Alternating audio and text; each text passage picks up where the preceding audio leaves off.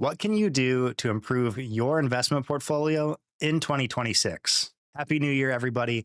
I'm Christos, co founder of Caplytica, where our goal is to give you the tools and knowledge to turn investing into a shared skill. In this video, we'll walk through 5 practical actions to consider for your investment portfolio. And these are not grand resolutions, but they're good habits for anybody that's serious about their financial future. First off, don't miss out on a freebie from last year. A lot of people forget that you can still make contributions for the previous tax year up until the tax filing deadline. For example, you can contribute to your Roth or traditional IRA for 2025 all the way up until April 15th. Think of it like finding an extra jar you can still fill with savings. Even though the year is over, if you didn't max out your IRA this last year, this is your second chance. Why does this matter? Because Roth IRAs offer tax-free growth and tax-free withdrawals in retirement. Unlike traditional IRAs, Roths have no required minimum distributions later on. In plain English, money you put into a Roth now can grow without Uncle Sam taking a cut when you retire. If you have some cash available, maybe a year-end bonus, or simply money that you set aside, consider topping off your 2025 Roth IRA contribution before the window closes. I'll leave a link down in the description where you can double check the contribution limits for 2025 and your eligibility. It's truly a use it or lose it opportunity because once the tax deadline passes, you won't be able to contribute to 2025 anymore. Next, it might be time to give your portfolio a new year tune-up. The market likely shifted in 2025. Maybe one of your stocks had a great run, or perhaps one part of your portfolio grew faster than others. Over the years, those changes can throw your asset allocation off kilter. Rebalancing is how you get things back in line, which is critical because your asset allocation is one of the most important drivers of long-term portfolio performance. For example, if stocks did really well, you might now have 70% in stocks when you only planned for 60%. Rebalancing means selling a bit of what's high and buying more of what's low or lagging. This realigns your portfolio with your intended risk profile so you're not taking on too much risk. Now, one important note, if this is a taxable account, meaning not an IRA or 401k, you might use new contributions like your 2026 contributions to buy underweight assets as an alternative way to rebalance without selling. And if it's in a retirement account, even better. You can usually rebalance tax-free inside of those accounts. The key takeaway is to set your portfolio back to the target mix that matches your risk tolerance and goals. It's a simple step that many people overlook, but it can keep your strategy on track and prevent accidental risk creep. The third thing to do is to give your retirement savings a raise in 2026. A new year often means new contribution limits and a fresh opportunity to save more. In fact, the IRS has increased how much you can sock away. For example, 401k contribution limit is rising to $24,500, and the IRA limit goes up to $7,500. If you're 50 or older, remember, you also get to make extra catch-up contributions on top of those limits. In 2026, the 401k catch-up for age 50 plus will now be $8,000.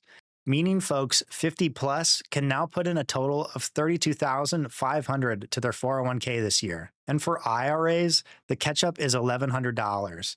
So you can now contribute up to $8,600 if you're 50 plus. The bottom line is that you can shelter more money away from taxes in retirement accounts this year. So take a moment to adjust your contribution settings. If you have a 401k or similar plan at work, log in and increase that contribution percentage if you can. It's also smart to automate your contributions whenever possible, even if they're small. Set up automatic investments into your IRA or brokerage account each month. This makes saving and investing happen on autopilot, which means you're consistently buying into the market without having to think about it. This is also a strategy known as dollar cost averaging. Automating good habits is one of the best ways to ensure you actually reach your retirement savings goals.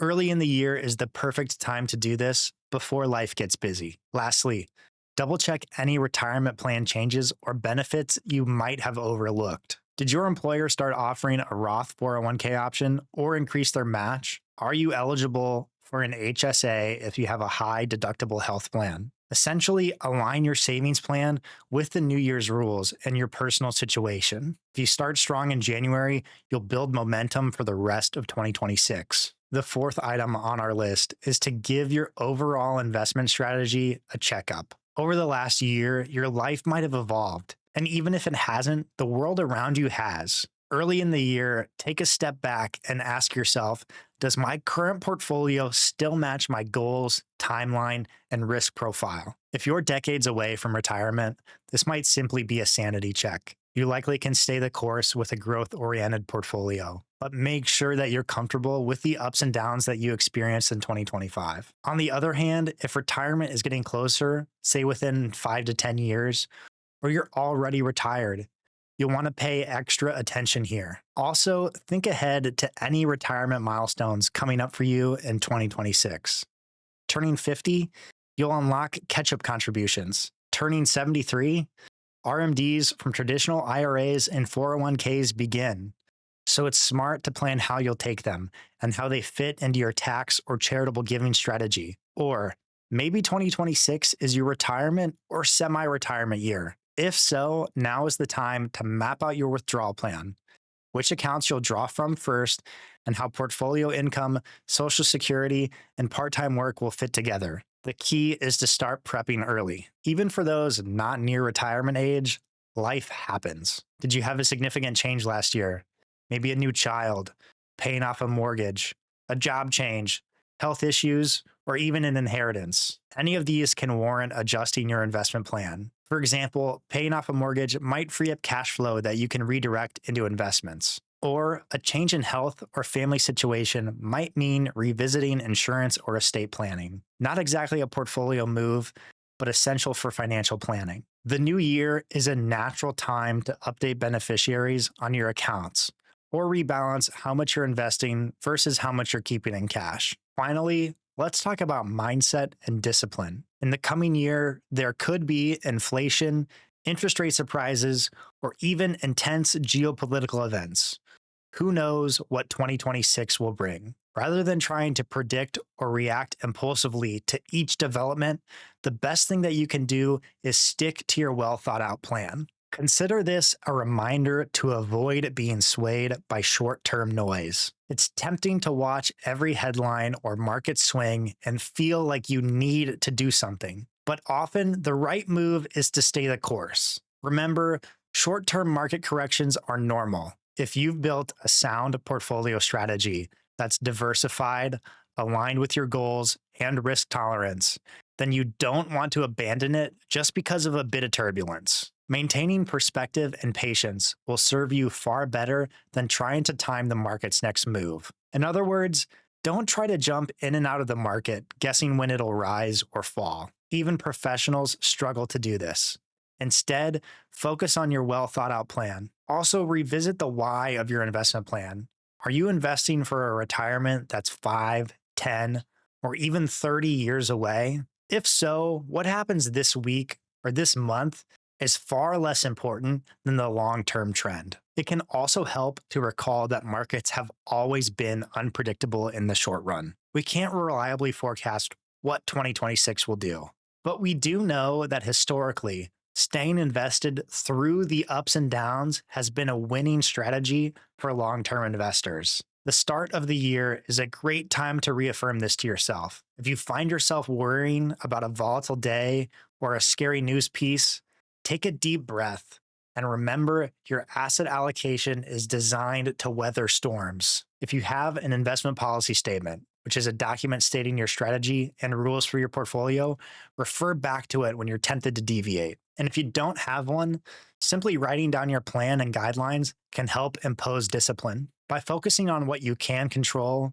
your savings rate, your diversification, and your reactions, you'll be better positioned no matter what 2026 throws at us. In fact, embracing uncertainty as a constant means you're always preparing for your portfolio to be resilient. As we head into the new year, these 5 steps can help set the tone for your portfolio in 2026. If you'd like a deeper dive on any of today's tips, let us know in the comments. We'd love to build a full video around what you care about most. And if you want to keep learning, check out our video on growth investing next. If you found this video helpful, make sure to subscribe to Caplytica for more. We'll see you in the next one.